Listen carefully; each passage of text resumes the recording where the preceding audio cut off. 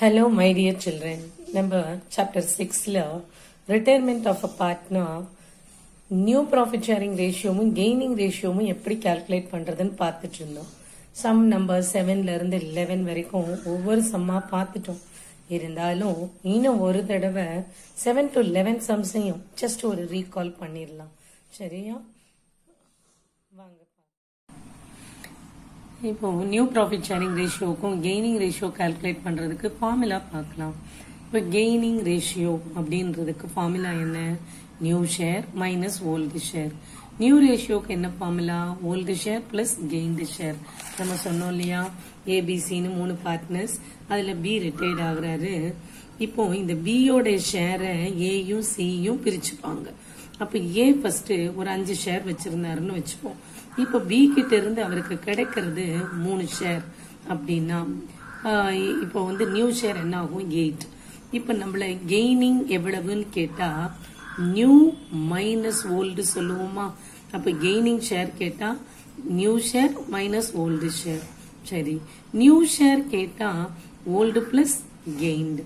முதல்ல இவ்வளவு வச்சிருந்தாரு, இப்ப இன்னும் 3 கிடைச்சது. So new share 8.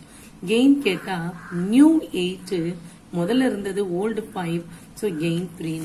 சோ இந்த 2 ஃபார்முலாவும் ஈஸியா உங்களுக்கு ஞாபகம் வந்துடும். இப்ப கயல், மாலா, நீலா 3 பேரும் பார்ட்னர்ஸ். 7th சம்ல இது 7th சம். கயல், மாலா, நீலா பார்ட்னர்ஸ். அவங்களோட ப்ராஃபிட் ஷேரிங் ரேஷியோ 2:2:1 கொடுத்திருக்கு. கயல் ரிட்டையர்ட் ஆறாங்க. நியூ ப்ராஃபிட் ஷேரிங் ரேஷியோவும் கொடுத்திருக்கு. இப்போ நமக்கு கெய்னிங் ரேஷியோ கேக்குறாங்க.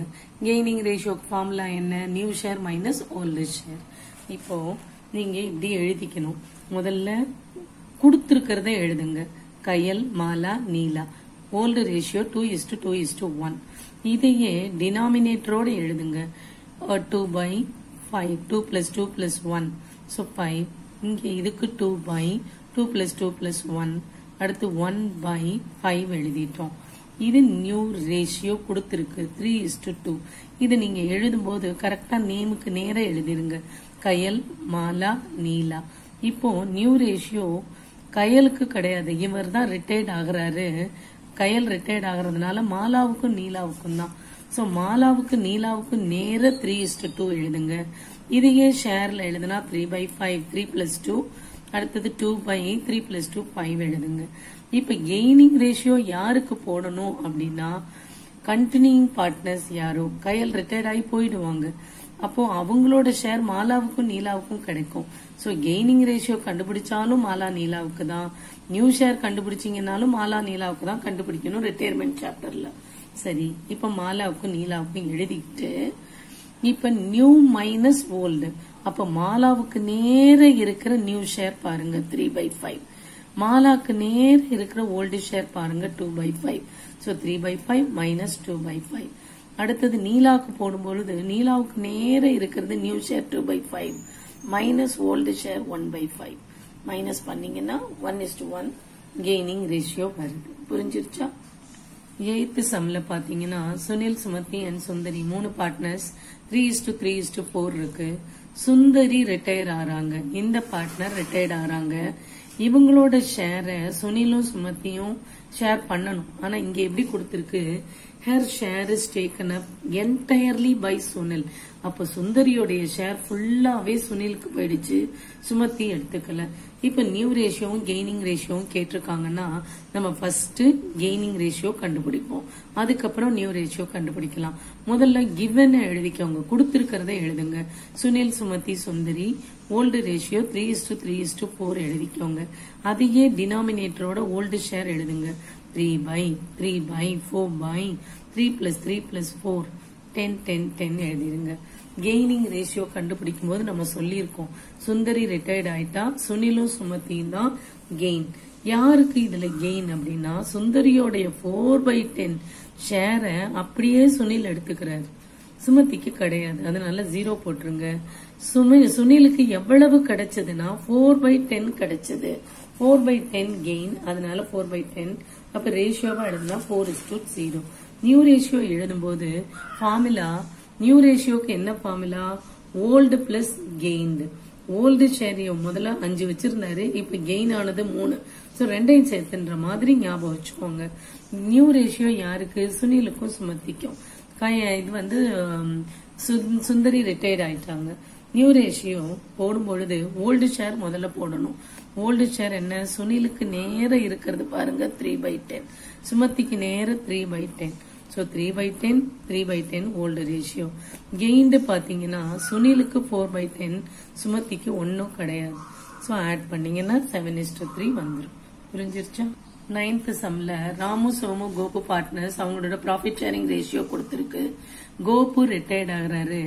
அவரோட ஷேர ராமுவும் சோமுவும் எப்படி ஷேர் பண்றாங்கன்னா இந்த ரேஷியோ ஆஃப் 3:1. அப்ப நம்ம என்ன செய்யணும்? முதல்ல கொடுத்ததை எழுதிடுங்க.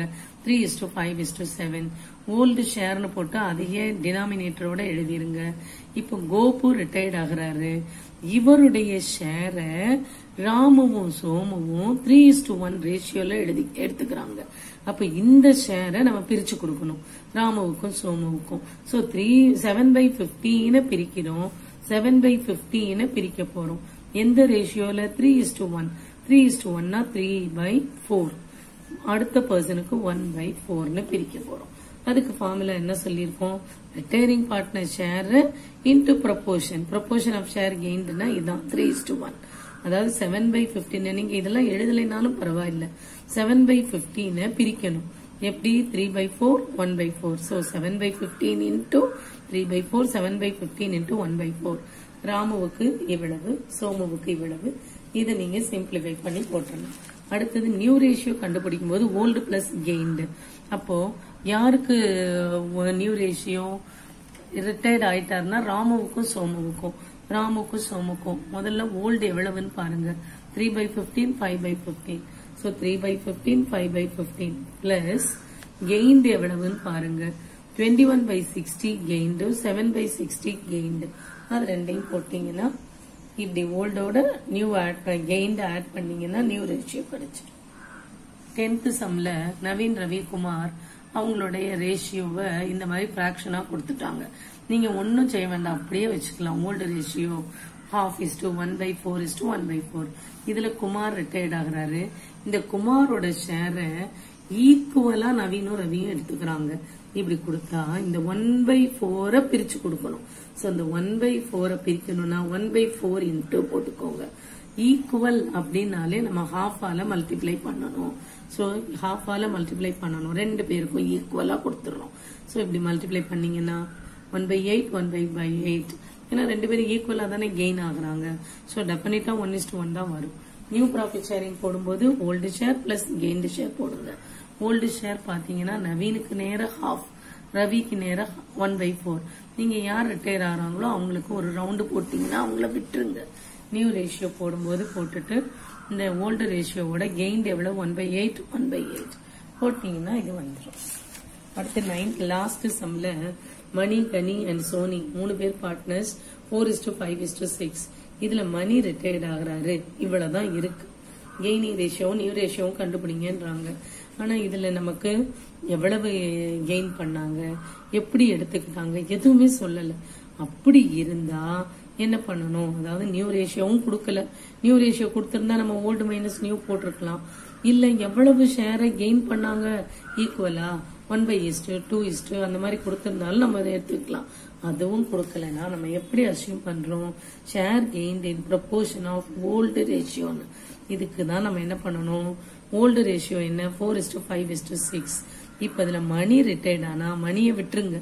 விட்டுட்டு நியூ ரேஷியோ 5:6 சொல்லணும் கனிக்கும் சோனிக்கும்.